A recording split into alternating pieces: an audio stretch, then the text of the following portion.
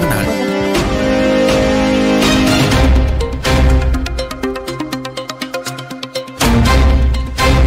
Le journal de 13h30 sur les ondes de RTCI. Bonjour à toutes et à tous. Au sommaire de cette édition.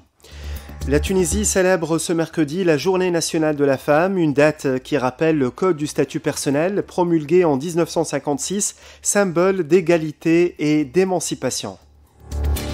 L'Association tunisienne des femmes démocrates appelle à des réformes législatives pour l'égalité des genres. Elle réclame également la libération des femmes détenues pour leurs activités civiles ou politiques. Le projet de loi de finances 2026 en examen hier à la Casbah. Le texte prévoit recrutement public, lutte contre l'emploi précaire et promotion des énergies renouvelables. Santé, la plateforme numérique Najda.n se généralise. Ce dispositif digital permet de détecter rapidement l'infarctus du myocarde et d'accélérer les interventions d'urgence. Dans le monde, au moins 12 martyrs ce matin à Gaza, alors que l'armée d'occupation approuve un nouveau plan d'attaque visant l'enclave palestinienne. Enfin, météo, température stable et temps peu nuageux sur la plupart des régions. Mesdames et messieurs, bonjour. La Tunisie célèbre ce mercredi 13 août la fête nationale de la femme, une journée qui va bien au-delà d'un simple calendrier et qui symbolise un engagement durable pour l'égalité, la justice sociale et l'émancipation. Cette date rappelle également un moment historique avec la promulgation en 1956 du Code du statut personnel qui a placé la Tunisie à l'avant-garde du monde arabo-musulman. Polygamie interdite, divorce encadré, égalité dans l'héritage et égalité dans le mariage, autant de mesures qui ont permis à la femme tunisienne de devenir pleinement citoyenne et de participer activement au développement du pays. L'Assemblée des représentants du peuple a souligné ce mercredi à l'occasion du 69e anniversaire du Code du statut personnel et à l'occasion de la fête de la femme, la nécessité de renforcer les lois contre la discrimination et les violences faites aux femmes. Le Parlement appelle à préserver le parcours des militantes tunisiennes et salue le rôle des députés dans la traduction des aspirations féminines des textes de loi. Il insiste également sur l'autonomisation économique des femmes et la poursuite des initiatives pour soutenir celles issues des milieux précaires. En ce jour de célébration des acquis de la femme, la présidente de l'Union nationale de la femme tunisienne, Radhia Gerbi, estime que le Code du statut personnel reste le pilier de la citoyenneté féminine en Tunisie et symbole d'une société égalitaire depuis près de 70 ans. Elle insiste sur la préservation des acquis et la nécessité de protéger les droits des femmes et de leurs enfants en s'appuyant sur les principes clairs de la justice et de la dignité humaine. Toute réforme doit se faire dans le respect des droits fondamentaux sans revenir sur les avancées historiques. Radhia Gerbi au micro de Zainafels. Le code de statut personnel qui était en fait la constitution sociale de la Tunisie et qui a marqué aussi toute une ère, ce code-là de la Tunisie moderne, clairvoyante, une Tunisie égalitaire et réaliser la citoyenneté complète de la femme tunisienne à travers ce code. Bien sûr, le code peut-être nécessite une révision. Ce code-là, comme tout autre code aussi, on vise toujours à améliorer, à ajuster, mais on ne peut pas viser pour revenir en arrière ou revenir sur des acquis ou aussi revenir sur un ordre public qu'on a établi depuis presque 70 ans, juste pour plaire à ceux qui ne veulent pas que la loi soit appliquée, qui ne veulent pas que leur responsabilité soit engagée contre tout acte qui n'est pas réglementaire ou qui n'est pas aussi humain. Donc si même on parle de droits humains, ce n'est pas humain du tout. Tu ne peux pas laisser tes enfants, tu ne peux pas abandonner ta femme, et ne pas lui endommager, tu ne peux pas aussi abandonner tes enfants ou divorcer pour quelles que soient les raisons et la cause sans continuer à répondre aux subventions et aux nécessaires des enfants. Mais je pense qu'il n'est pas temps. Avec toutes ces pensées qui n'est pas fondue sur des fondements de droit international humain, des fondements de charia même. Donc je pense qu'on n'est pas encore prêt pour une révision rationnelle du code de statut personnel. Radhia Gerbi souligne également les enjeux actuels qui méritent une révision réfléchie du code du statut personnel. La présidente de l'UNFT évoque notamment l'application des procédures de divorce, la pertinence de la dot dans un contexte moderne et l'égalité dans l'héritage. Pour elle, il s'agit d'adapter ces règles aux réalités contemporaines tout en garantissant la protection des droits des femmes et en sanctionnant tout abus éventuel. Elle intervient au micro de Zain Fels. Certainement dans la question du divorce, parce que toute la période avant le divorce, je pense qu'elle n'est pas très bien appliquée. Le rôle du juge de la famille, peut-être il devrait être aussi revu. Il y a énormément de choses qui devraient être revues, si on peut dire immédiatement. À long terme, je pense que la question de l'égalité, la question de la dot, est-ce qu'on peut penser que la femme tunisienne a besoin aujourd'hui de la dot, alors que en fait, la femme tunisienne participe énormément dans tous les biens, qu'ils soient meubles ou immeubles, du foyer conjugal. Par la suite, je pense que l'ère a dépassé, notre ère a dépassé la question de mahar. Aussi, il y a la question de l'héritage. Il est temps de revoir ça parce que la charia stipule qu'il est strictement interdit que le musulman abuse des droits d'un autre musulman, alors qu'il n'y a aucune disposition, aucune sanction à l'encontre de n'importe quelle personne qui abuse ou qui ne donne pas la part de l'héritage à n'importe quelle femme tunisienne, qu'elle soit épouse ou sœur ou fille. À l'occasion de la Fête nationale de la femme et du 69e anniversaire de la promulgation du Code du statut personnel, l'Association tunisienne des femmes démocrates appelle à des réformes législatives pour garantir l'égalité des genres et protéger les acquis des femmes. La TFD plaide pour la libération des femmes détenues pour leurs activités civiles ou politiques, la révision des décisions judiciaires jugées sévères et l'actualisation du CSP sur la tutelle familiale, la dot et l'héritage. L'association insiste également sur l'égalité dans l'emploi, la protection sociale, la santé publique et sur la nécessité d'un dialogue national inclusif pour la stabilité du pays. En cette fête nationale de la femme, les autorités affirment leur engagement pour l'égalité et la protection sociale des Tunisiennes. La législation récente, notamment la loi numéro 44 de 2024, garantit désormais la sécurité des salariés pendant la grossesse et les congés de maternité, encadre les contrats de travail et interdit le travail précaire. Les travailleuses agricoles bénéficient également d'un système de protection sociale complet, incluant assurance maladie, pension et allocation. Ces mesures concrètes viennent consolider les droits économiques et sociaux des femmes tunisiennes et marquent une avancée dans l'égalité professionnelle et la justice sociale. Hanel Benzarti, chargé de la direction des affaires de la femme, au micro de Zain Fels. La Tunisie a promulgué la loi numéro 44 de 2024 portant sur l'organisation des congés de maternité et de paternité, qui est quelque chose de nouveau. Cette loi interdit également toute sanction ou licenciement de la femme durant la grossesse et durant ses congés de maternité. En 2024 aussi, il y a eu la publication du décret présidentiel numéro 4 de 2024 concernant le régime de protection sociale des travailleuses agricoles, qui vise à renforcer les droits économiques et sociaux et leur permettra de bénéficier d'un système offrant des prestations d'assurance maladie, des pensions de vieillesse, d'invalidité, de prestations contre les accidents de travail, des allocations et des congés de maternité. Le décret a porté aussi sur la création d'un fonds de protection sociale en leur faveur. La nouveauté pour 2025, c'est l'amendement du Code de travail avec la promulgation de la loi numéro 16 de 2025 relative à l'organisation des contrats de travail et l'interdiction notamment du travail intermédiaire, rompant ainsi avec le travail précaire. Toutes ces dispositions visent un meilleur accès des femmes aux droits économiques et sociaux.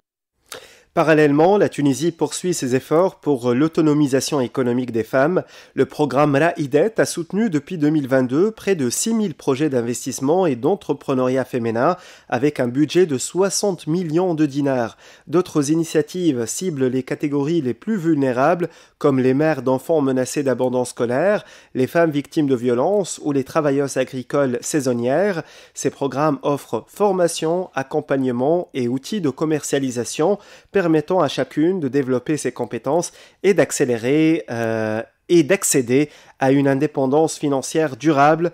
Hanel Benzarti au micro de Zain Fels. Le programme Ra'idet pour l'investissement et l'entrepreneuriat féminin a enregistré depuis 2022 autour de 6000 projets avec un budget qui s'élève à 60 millions de dinars tunisiens. Nous avons aussi d'autres programmes pour l'inclusion économique des femmes qui ciblent des catégories vulnérables, notamment les mères des élèves menacés par l'abandon scolaire, les femmes victimes de violences et les travailleuses agricoles saisonnières. Nous avons enregistré plus de 3000 bénéficiaires depuis 2021 avec un budget global de l'ordre de 6 millions de dinars. Actuellement, nous continuons à appuyer nos bénéficiaires via un accompagnement, la formation et la commercialisation de leurs produits, notamment avec une plateforme de commercialisation qui sera bientôt en ligne. Pour la panoplie de programmes d'inclusion économique, il y a une panoplie, notamment le programme inclusion économique des mères des élèves menacés de l'abandon scolaire, en rend avec toute possibilité d'abandon scolaire et préserver leurs enfants de cet abandon et continuer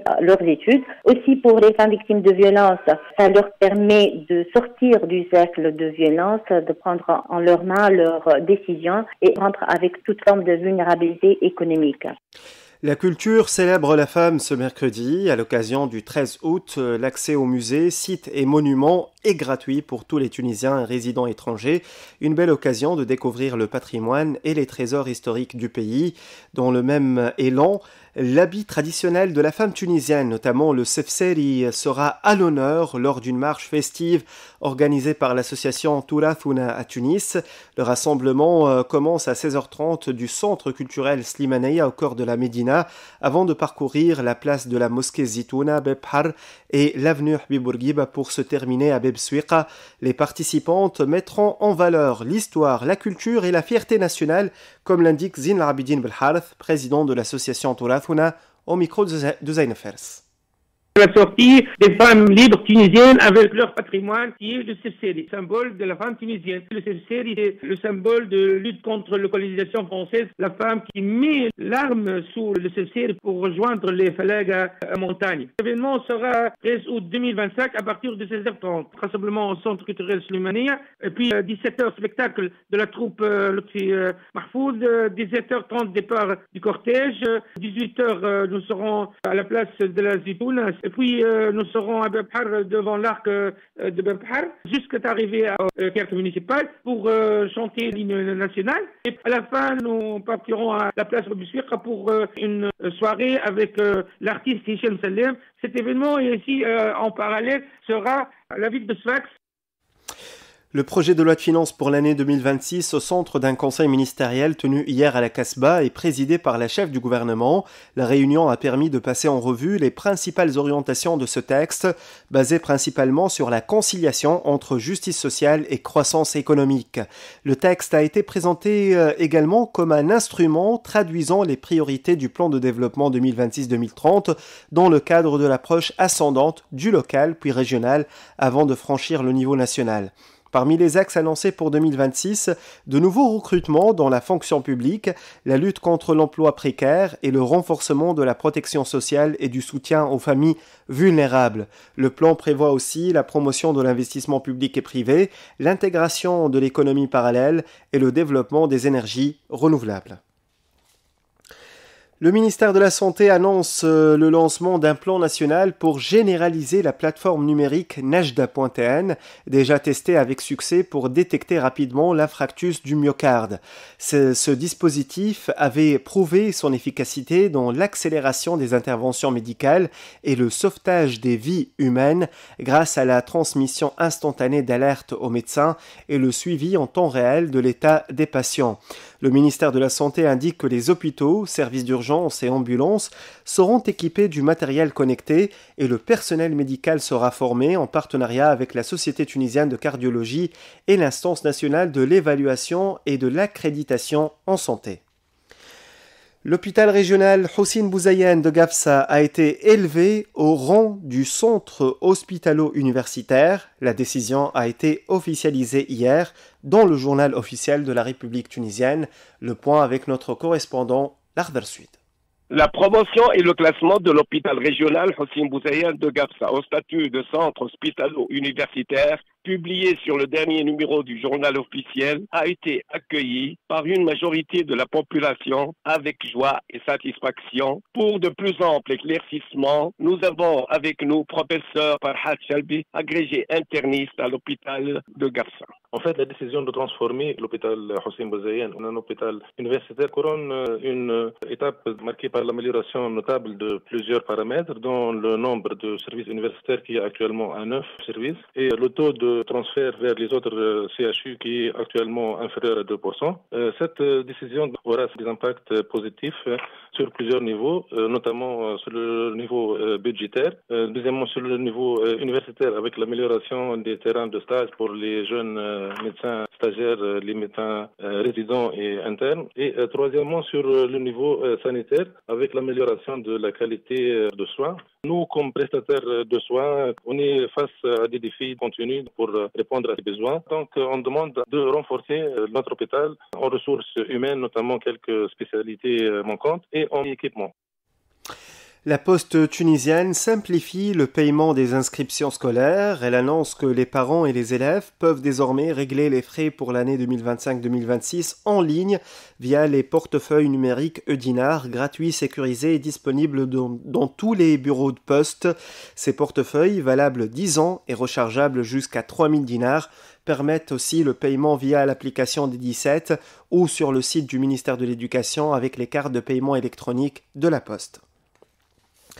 Les Tunisiens résidant à l'étranger peuvent désormais demander un report ou une exemption du service militaire. Le ministère de la Défense nationale précise que les jeunes de moins de 28 ans inscrits dans un établissement d'enseignement ou disposant d'un emploi stable peuvent demander un report. Une exemption définitive est possible pour les jeunes âgés de plus de 28 ans travaillant à l'étranger avec un titre de séjour légal. Les demandes doivent être déposées auprès de l'attaché militaire de l'ambassade de Tunisie dans le pays de résidence. Le département rappelle aux jeunes âgés de 20 à 35 ans que la 3e session de recrutement 2025 se tiendra du 1er septembre au 3 octobre dans 5 centres répartis à Bouchoucha, Béja, Gasserine, Sousse et Gabès. Actualité dans le monde, l'entité sioniste poursuit son offensive sanglante contre la population palestinienne. Au moins 12 personnes, dont 5 enfants, sont tombées en martyrs ce mercredi dans la bande de Gaza sous les bombardements et tirs sionistes.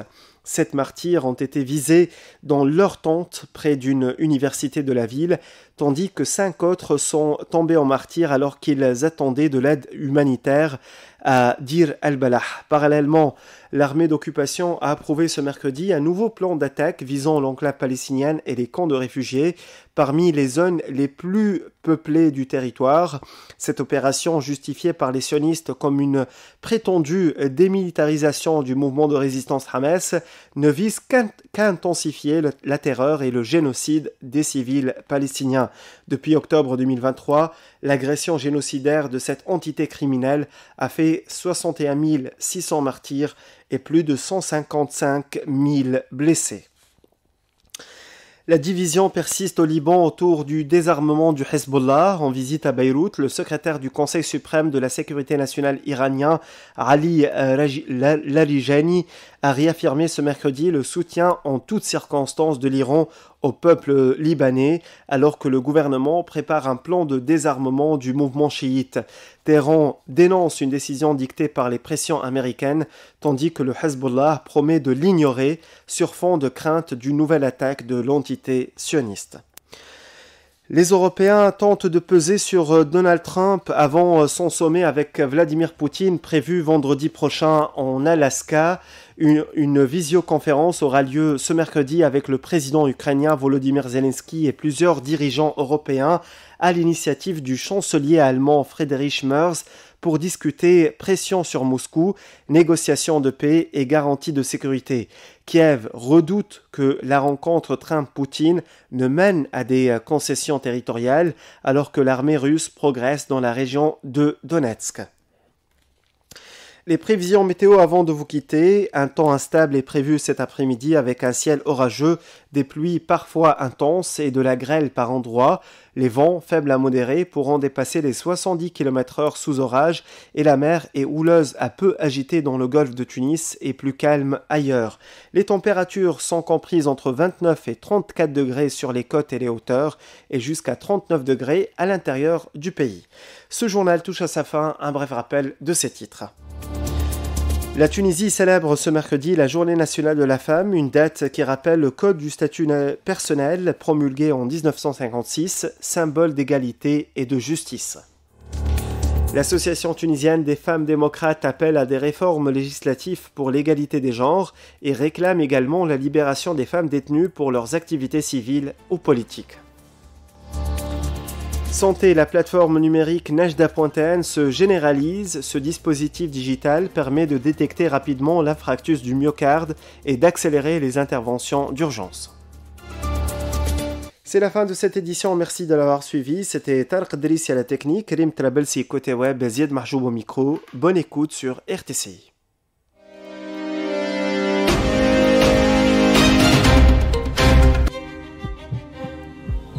Le Festival international de Hammamet